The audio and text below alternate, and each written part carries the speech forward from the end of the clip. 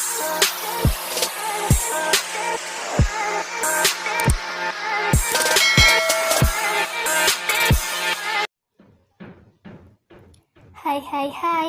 welcome back my YouTube channel. Jangan lupa subscribe, like, comment, and share ya. Oke, next, kita lanjutin ya ceritanya.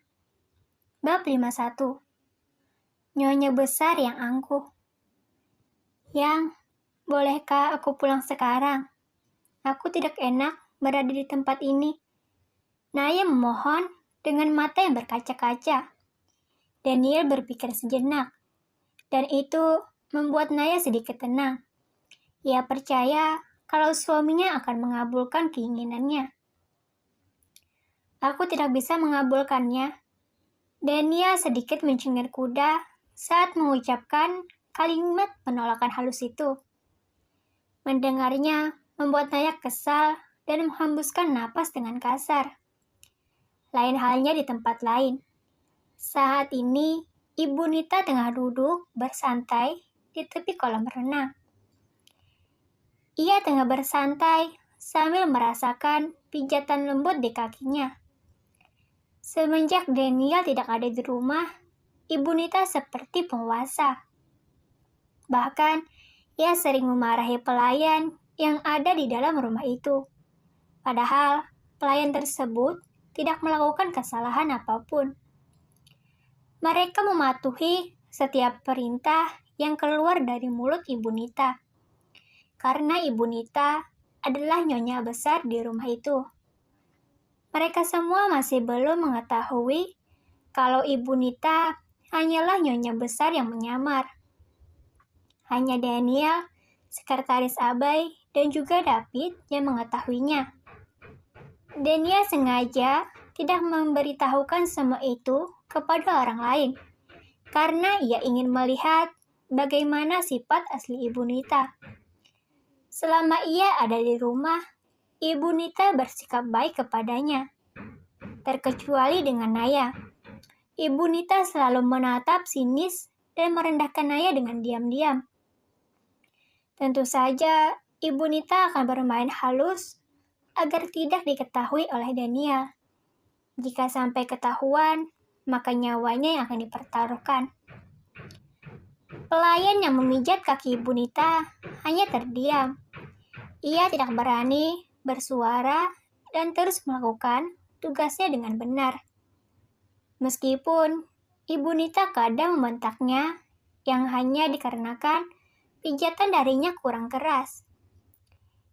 Ibu Nita layaknya seperti anak muda zaman sekarang. Ia tengah memakai masker wajah.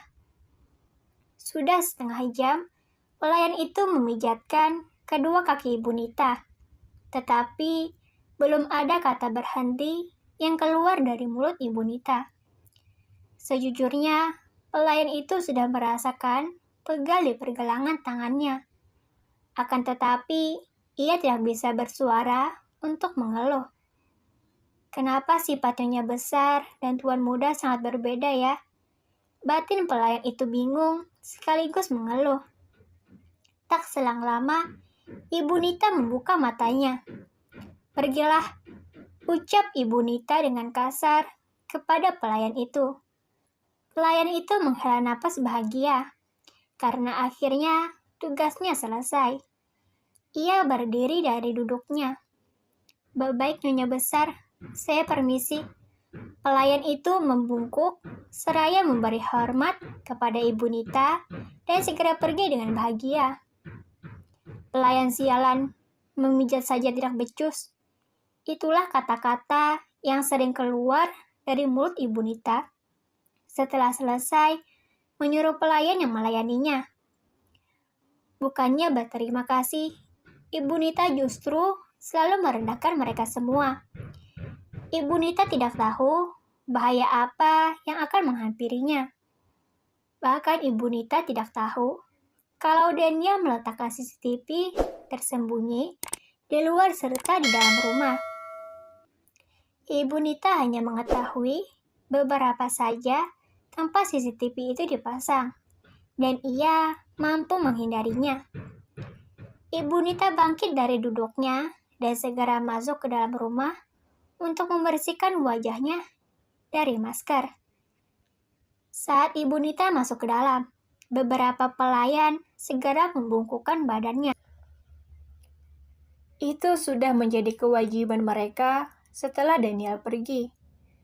Semuanya diatur oleh Ibu Nita dan tentunya tidak ada yang boleh melanggar. Ibu Nita sangat senang karena ia menjadi nyonya besar di rumah itu. Apalagi sekarang Daniel tidak ada. Ibu Nita sama sekali tidak memikirkan Aurel, anaknya.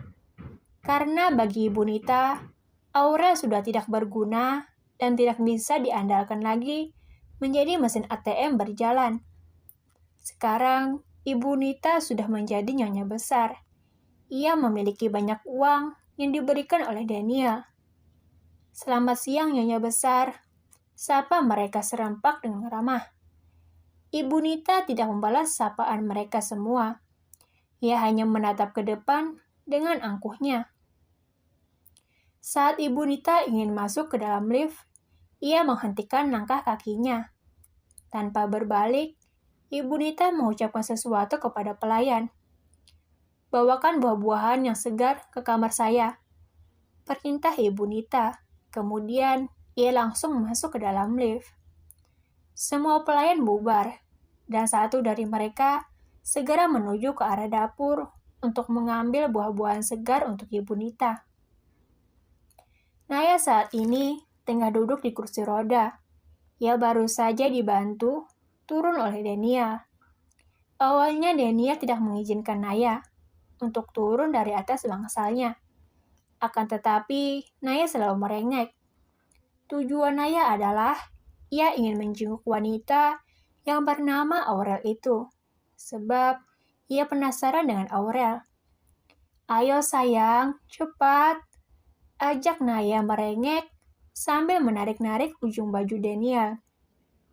Iya sayang, sabar sebentar ya, sahut Daniel lembut. Daniel pun mendorong kursi roda itu dengan hati-hati menuju keluar. Naya tidak sabar bertemu dengan Aurel, sebab ia selama menjadi istri Daniel, ya sama sekali belum pernah melihat Aurel. Bahkan Naya baru mengetahui kalau Daniel mempunyai adik angkat perempuan. Daniel sendiri lupa menceritakan hal itu, karena menurutnya itu tidak penting. Apalagi saat ini, Aurel sama sekali tidak hadir saat mereka menikah. Mereka berdua memasuki lift dan segera menuju lantai atas. Untunglah di dalam lift itu hanya ada mereka berdua. Jadi Naya akan merasa sedikit nyaman. Terima kasih. Jangan lupa subscribe, like, comment, and share ya. Dadah.